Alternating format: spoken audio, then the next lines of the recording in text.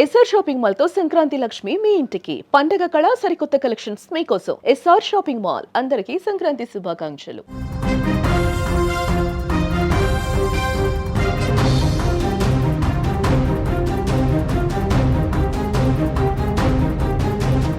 ఒకవైపు చలి, మరొక వైపు వర్షాలు ఏపీ ప్రజలకు తీవ్ర ఇబ్బందికి గురి చేస్తున్నాయి.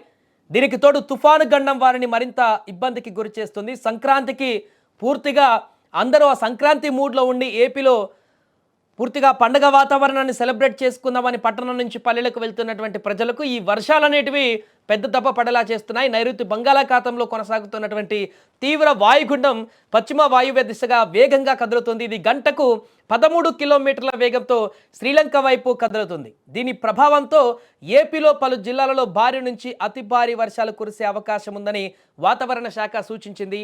అలాగే దక్షిణాది రాష్ట్రాలపైనే ప్రభావం ఈ తుఫాన్ కారణంగా పొరుగు రాష్ట్రాలైనటువంటి తమిళనాడు, కేరళలో అత్యధిక భారీ వర్షాలు కురిసే అవకాశం ఉందంటూ కూడా చెప్తున్నారు. ముఖ్యంగా తమిళనాడు తీర ప్రాంతాలలో అయితే నేడు రేపు రెడ్ అలర్ట్ కూడా జారీ చేశారు.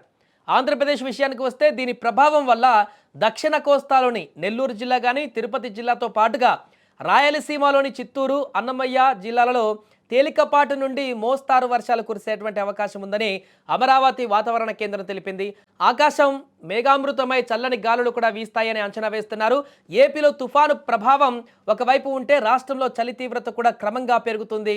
ఉత్తర భారతం నుండి వీస్తున్నటువంటి పొడి గాలుల వల్ల రాత్రి ఉష్ణోగ్రతలు సాధారణం కంటే 2 నుంచి 4 డిగ్రీలు తక్కువగా నమోదవుతున్నాయి. ముఖ్యంగా ఏజెన్సీ ప్రాంతాలైనటువంటి అల్లూరి సీతారామరాజు, మన్యం జిల్లాలలో కనిష్ట ఉష్ణోగ్రతలు 10 డిగ్రీల కంటే తక్కువగా పడిపోవడంతో ప్రజలు గడ్డగట్టే చలితో ఇబ్బందులు పడుతున్నారు. విశాఖపట్నం, కడప, అనంతపురం వంటి నగరాలలో కూడా గరిష్ట ఉష్ణోగ్రతలు తగ్గడంతో పగటిపూట కూడా చలి వాతావరణం కనిపిస్తోంది. అలాగే రాబోయేటువంటి 4 రోజుల పాటు కూడా రాష్ట్రంలోని పలు జిల్లాలలో దట్టమైనటువంటి పొగమంచు కురిసే అవకాశం ఉందని వాతావరణ శాఖ హెచ్చరించింది.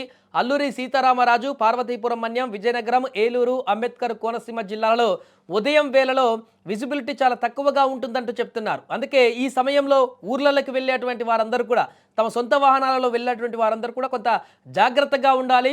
దట్టమైనటువంటి పొగ మంచు ఉన్నటువంటి సందర్భంలో రోడ్ల మీదకి వాహనాలతో వస్తే ప్రమాదాలు జరిగేటువంటి అవకాశం ఉంటుంది. కాబట్టి వాహనదారులందరూ కూడా జాగ్రత్తగా ఉండాలంటూ చెప్తున్నారు. జాతీయ రహదారులపైన ముఖ్యంగా వాహనదారులు తీవ్ర ఇబ్బందులు పడేటువంటి అవకాశం ఉంది. ప్రయాణికులు ఫాగ్ లైట్లను వాడుతూ అప్రమత్తంగా ఉండాలంటూ కూడా సూచిస్తున్నారు. ఏదేమైనా కూడా ఆంధ్రప్రదేశ్లో పండగ వేళ భిన్నమైనటువంటి వాతావరణంతో ప్రజలు ఇప్పుడు ఉలికిపడేటువంటి పరిస్థితి ఏర్పడింది.